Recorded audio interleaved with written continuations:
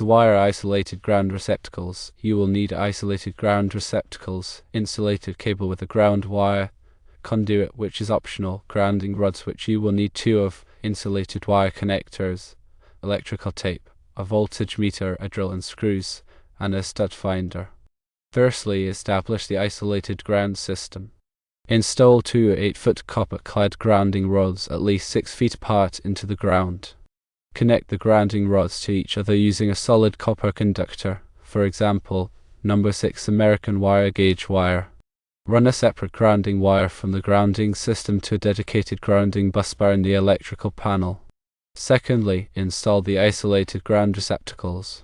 Determine the location of the isolated ground receptacles and mark the corresponding studs using a stud finder. Drill pilot holes for the mounting screws. Run insulated cable with a ground wire from the electrical panel to each receptacle location. You may optionally pull the cable through conduit for added protection. Connect the isolated ground receptacle to the cable as follows. Connect the ground wire, which is a green or bare copper wire, to the receptacle ground screw. Connect the neutral wire, which is a white wire, to the receptacle neutral screw. Connect the hot wire, which is a black or red wire, to the receptacle hot screw.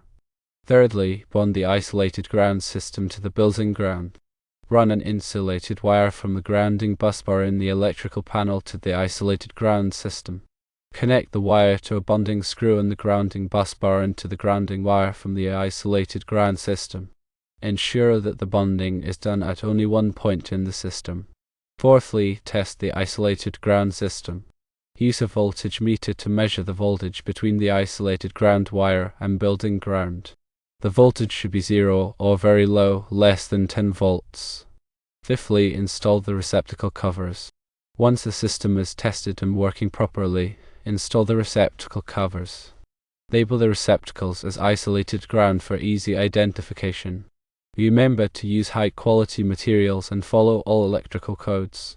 Keep the isolated ground system separate from the building ground at all times except for the bonding point. If in doubt, consult with a licensed electrician.